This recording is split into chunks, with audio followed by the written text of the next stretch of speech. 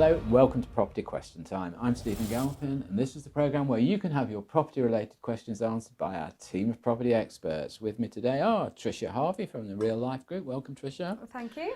Evan Main-Donald, property developer and CEO of Melt Homes. Welcome, Evan. Thank you. And Mark Harvey, again from Real Life Group. Welcome to you again. Good to see you. Okay, so I think we'd better start with you, Tricia, being a lady, and let you go first. Right, among the new ideas for regulating the property market, and particularly the rental section, is the idea of landlords could be forced to sell their properties to tenants. When council flats were sold under the right to buy schemes, the eventual result was most of these properties have not stayed with those purchasing, but were passed on with profits over and above the subsidised sale price. This really defeated the social object of the exercise. If this idea was re-promoted in today's market, would the results be the same? Thought you'd love that. Yeah, I do like that question. I don't think anyone could be forced to do anything. Like if you own, it's your asset and you own it, you can't be forced to sell it to a tenant. I think obviously depending on the strategy. Well, the councils were, weren't they? Well, the councils, I like that incentive, to be honest. Sell your house? Sell your houses that you own, that you're as a landlord? You like that incentive? I liked the incentive where the renter that was living in it was given the option to buy the house that I think we know which way you're going to be voting in a week or two. But yeah, I definitely don't like the idea of being forced to sell my property to the renter, no. And it depends on your strategy, because like ours is just like a lot if you've got your HMOs and things like that. Well, who are you selling it to then? Room 6 or room 5? Like, you know, just look at the strategies that are working in the market and assess it all the time. It's just about doing your continual due diligence as a business, because if you're running it as a one-at-a-time strategy, you know, then you don't really need to worry about this. You can sort of see how it's going. But if you've got a big rental portfolio, then definitely watch for these kind of things and then shift based on what's going on. Okay, Mark, anything to add to that?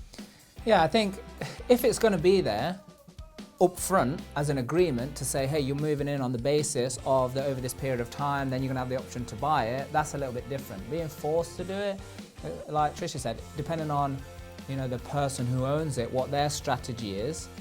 Like, is that like if it wasn't accounted for and then they're forced to do it, it might not be, you know, ideal for that situation. But again, I think the whole thing is backwards, because we're focusing on, oh, we're going to put this scheme in place so someone can have somewhere to live to save enough money to buy a house. Again, it comes back to the whole like. Well, I think again, it's a case of the government sort of interfering and tinkering with things without having real down-to-earth knowledge of what's happening in the market. I'm currently applying for finance to purchase and convert a property to be an HMO.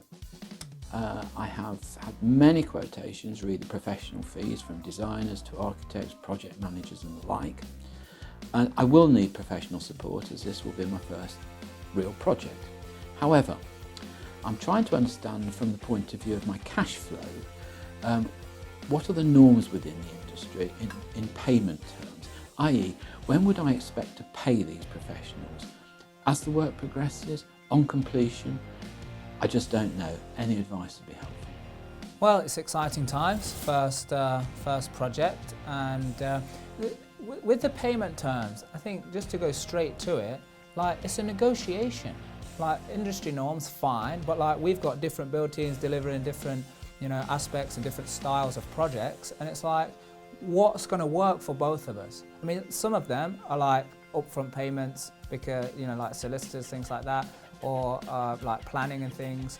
But all of these people that they just mentioned, go talk to them, ask them, especially if there's a project manager involved as well. You know, if you're going to get a project manager who's going to run the project, then surely they've got experience of, you know, doing like things anyway, and how does it work? But with builders, especially, you want to agree up front exactly what work's going to be delivered and when it's going to be paid. And we like to make sure that the work is done, the phase is complete, we can check it, then payment is made.